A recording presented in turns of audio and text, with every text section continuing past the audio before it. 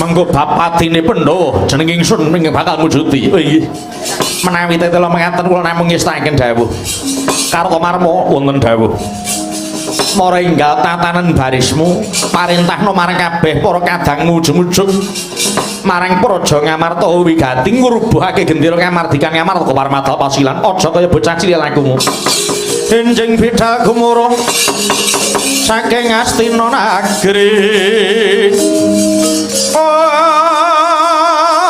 Kung ingkang Balakuswa Prabu Sananira Lir Surya Wedalira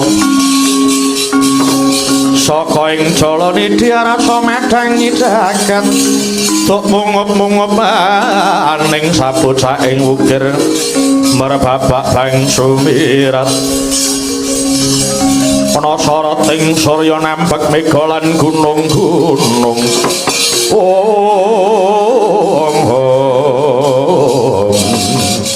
sampat sang ya para prajurit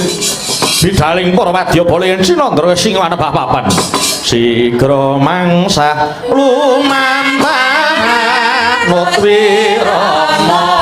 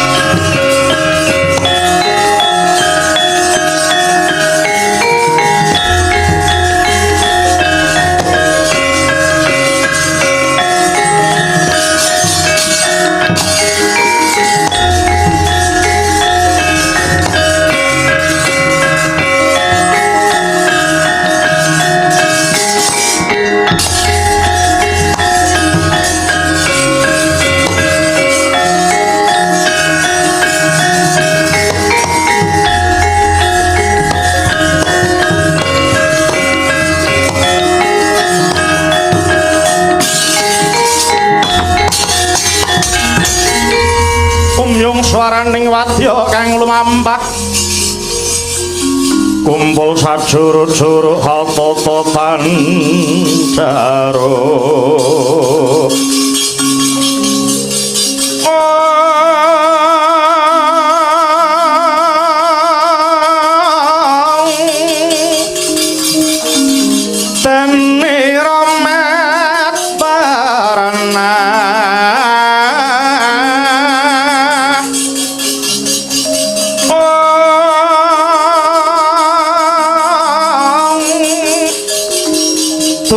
miwang pending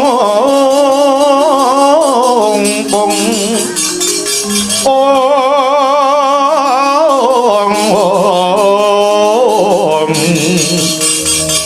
sang swatama kang minangka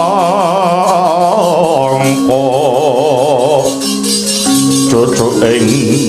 prawadya bala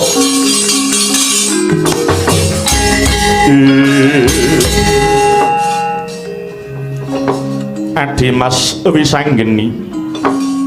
sawisipun kakang sakadang manembra memarang praptaning Siadi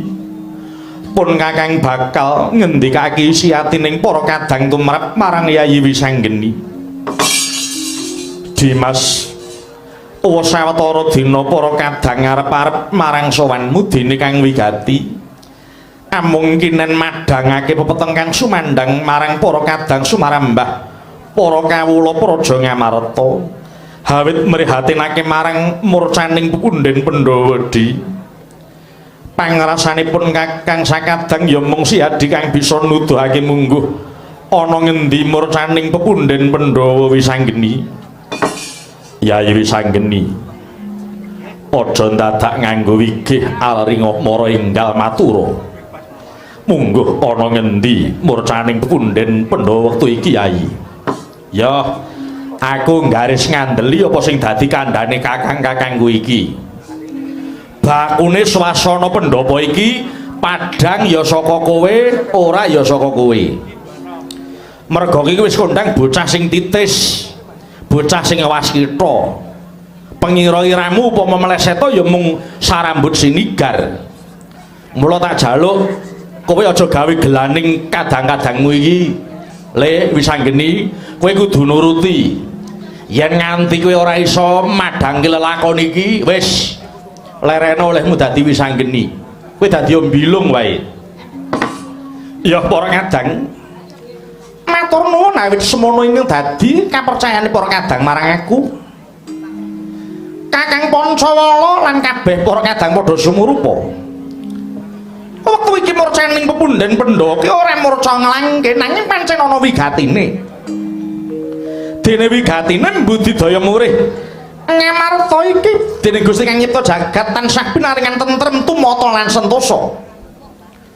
ya kanthi swasana tentrem tumata lan sentosaning negara iki kang bisa njalari para kawula padha sinungan rasa bagya mulya